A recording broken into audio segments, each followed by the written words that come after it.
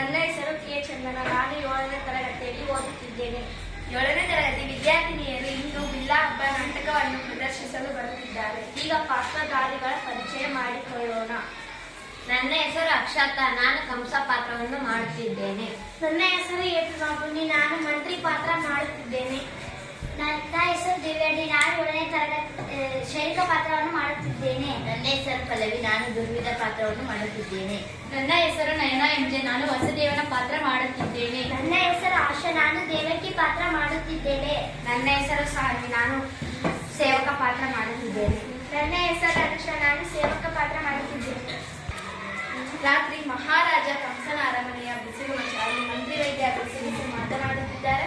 ಒಬ್ಬ ಸೇವಕ ಓಡಿ ಬಂದು ಒಡೆಯರು ಬರ್ತಾ ಇದ್ದಾರೆ ಎನ್ನುತ್ತಾರೆ.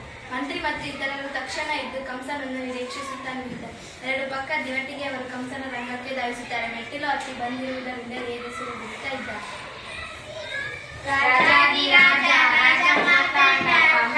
ಮಹಾರಾಜರು ಬರ್ತಾ ಇದ್ದಾರೆ. ಬಹುಪರ ಬಹುಪರ ಕೃಷ್ಣ ಕೃಷ್ಣ ಕೃಷ್ಣ.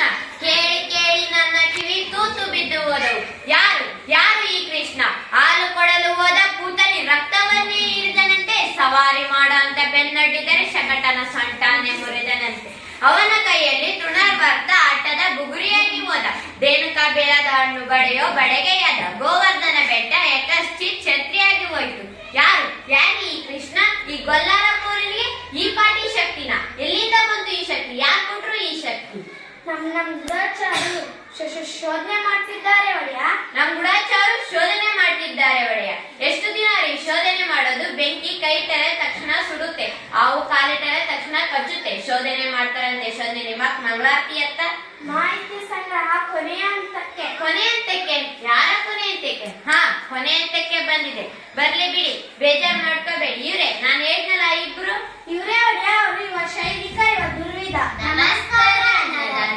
ನಿಮ್ಮ ಕೈಯಲ್ಲ, ನಿಮ್ಮ ಕಾಲು. ಕಾಲಲ್ಲ, ನಿಮ್ಮ ಎಕ್ಕಡ. ಶಬ್ಬಾಷ್. ಇದು ಕೈ ಅಲ್ಲ, ಕಾಲಲ್ಲ, ಎಕ್ಕಡನೂ ಅಲ್ಲ, ಯಮಪಾಶ.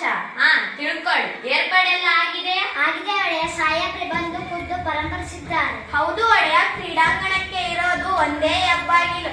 ಬಾಗಿಲವಾಡದ ಕಮಾನಿಗೆ ಕಿರುಗತ್ತಿ ಅಲಂಕಾರ. ಬಾಗಿಲವಾಡದ ಕಮಾನಿನ ಮೇಲೆ ಗಾಜಿನ ರಾಜಗೋಪುರ. ಅದೇನಾದ್ರೂ ತಲೆ ಮೇಲೆ ಬಿತ್ತು ಅಂದ್ರೆ ಶ್ರೀಮದ್ ರಮರಮಣ ಗೋವಿಂದ ಗೋವಿಂದ. ಆದ್ರೆ ಅದು ತಲೆ ಮೇಲೆ ಬೀಳ್ಬೇಕಲ್ಲ. ಬೀಳುತ್ತೆ ಬೀಳುತ್ತೆ. ರಚನೆ ಒಂದು ಸಣ್ಣ ಕಿಲೆ ಮೇಲೆ ನಿಂತಿದೆ. ಆ ಕೀಲು ಎಳೆದು ಬಿಟ್ಟರೆ ಮುಗಿಯಿತು. ಹಬ್ಬ, ಒಳ್ಳೆ ರಾಕ್ಷಸ ಕಣ್ರಿ ನೀವು.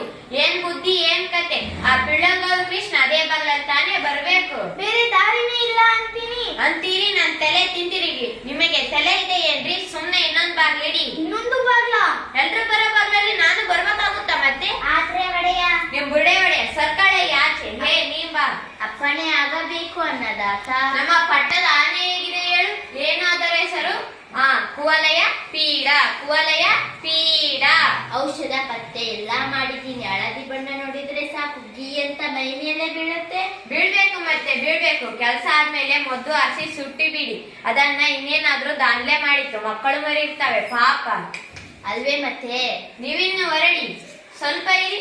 ಕೊಯ್ದ ಮೊಟ್ಟು ಯಾರಿಗೂ ಗೊತ್ತಾಗಬಾರದು. ನಮ್ಮ ಊರಲ್ಲಿ ಕಂಬ ಕಂಬಕ್ಕೂ ಕಿವಿ. ಕಮಕ್ ಕಿಮಕ್ ಅಂದ್ರೆ ಇದು ಕೈ ಅಲ್ಲ, ಕಾಲಲ್ಲ, ಎಕ್ಕಡನೂ ಅಲ್ಲ, ಯಮಪಾಶ.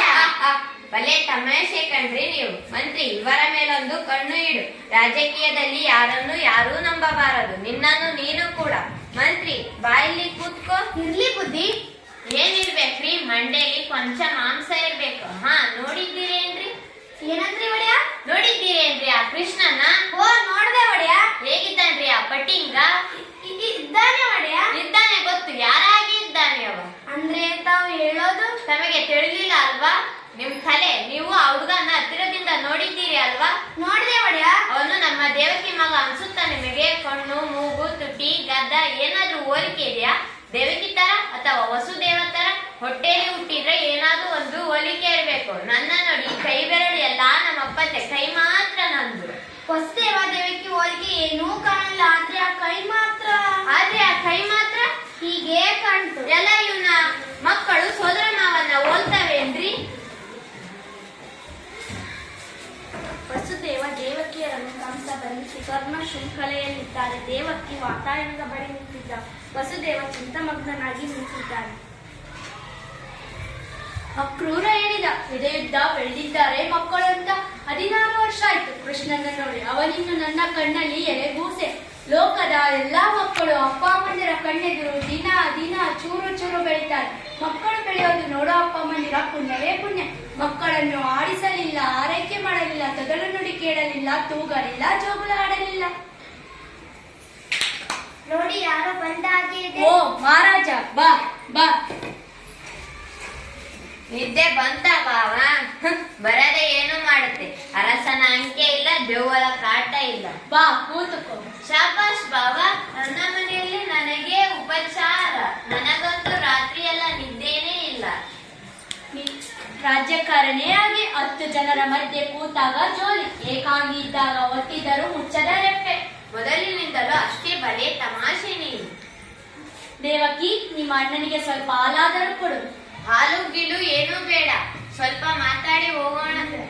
ಹಾಲು ಕುಡಿಯೋರು ನಾವು, ಹಾಲು ಗಿಲು ಇಡಿಸೋಲ್ಲ ನಮಗೆ. ಕ್ಷೀರಸಾಗರ ಮತನದ ಕತೆ ಗೊತ್ತಲ್ಲ ನಿಮಗೆ. ದೇವಕಿ, ಹಾಲು ಗಿಲು ಏನು ಬೇಡ, ಸ್ವಲ್ಪ ಮಾತಾಡಿ ಹೋಗೋಣ ಅಂತ ಬಂದೆ. ನಿನ್ನ ಕುಂಬಳ, ನಿನ್ನ ಕುಡುಗೋಲು, ಮಾತಾಡು ಮಹಾರಾಜ. ನೋಡಿದ್ಯಾ ಇನ್ನು ನನ್ನ ಮೇಲೆ ಅಸಮಾಧಾನ. ನನ್ನ ತಂಗಿ ಮೇಲೆ ನನಗೆ ಪ್ರೀತಿ ಇಲ್ಲ ಅನ್ಕೊಂಡಿದ್ದೆ. ಸಂಕೋಲೆ ಹಾಕ್ಸಿದೀನಿ ನಿಜ, ಆದ್ರೆ 100ಕ್ಕೆ 100 ಶುದ್ಧ ಅಪರಂಜಿಯನು. ಕೊರಳಿಗೆ 3 ಎಳೆ, ಕೈಗೆ 2 ಎಳೆ, ಕಾಲಿಗೆ 1 ಎಳೆ, ಎಲ್ಲ ಚಿನ್ನದ್ದೇ. 25 ವರ್ಷ ಆಯ್ತಲ್ಲ ಮಾಡಿಸಿ, ಸ್ವಲ್ಪ ಆದರೂ ಕಪ್ಪಾಗಿದೆ, ಅದು ಪ್ರೀತಿ ಅಂದ್ರೆ. ಇರ್ಲಿ ಬಿಡಿ ಬಾವ, ನಿಮಗೊಂದು ವಿಶೇಷ ಸುದ್ದಿ ಹೇಳ್ಬೇಕು. ಇವತ್ತು ಮಥುರಾ ನಗರದಲ್ಲಿ ಧನುರ್ಯಾಗ ಮಹೋತ್ಸವ. ದೇಶದ ಎಲ್ಲಾ ಕಡೆಯಿಂದಲೂ ಸಾಹಸಿವ ಯುವಕರು ಬಂದಿದ್ದಾರೆ. ರಾಜನ ಮುಂದೆ ತಮ್ಮ ಶಕ್ತಿ ಪ್ರದರ್ಶಿಸಬೇಕು. ಮಥುರಾ ವೀರ ಪ್ರಶಸ್ತಿ ಗೆಲ್ಲಬೇಕು. ಏನು ಹುಚ್ಚ ಈ ಹುಡುಗರದ್ದು. ಇವತ್ತ ಬಿಲ್ಲ ಹಬ್ಬ?